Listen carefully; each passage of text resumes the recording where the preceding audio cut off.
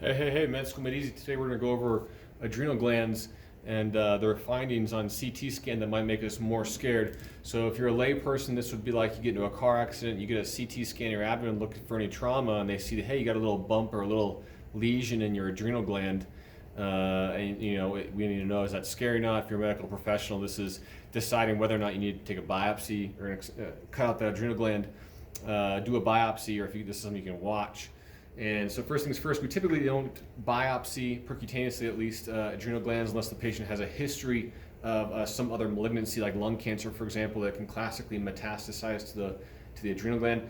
Otherwise, most of these we just cut them out with an adrenalectomy if we're scared of them.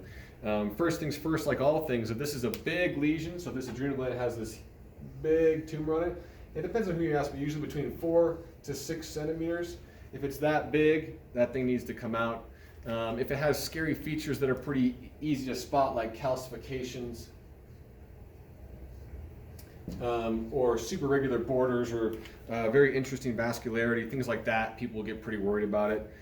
If the Hounsfield units, which are a read of density on CT scan, are greater than 10, it starts to make us worry about it.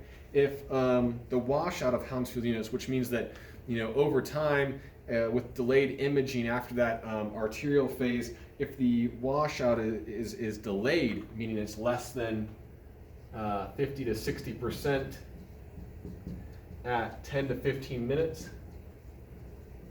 So for some reason that thing enhanced on CT scan, it stays enhancing, it has a delayed wash that makes us worried about it. And then, kind of like I already discussed, but if it has irregular borders or it looks like it's invading something, that's pretty scary. Some of these lesions can be pretty big, and it can be myolipomas, or essentially big fatty collections, but most radiologists can call that just in the way that it looks on CT scan. It doesn't look very, it doesn't have those irregular borders I'm talking about, and we know that we can just leave those alone and the patient will be fine. So that's an adrenal gland and what's scary about your incidentaloma or what you see on your CAT scan. Thanks.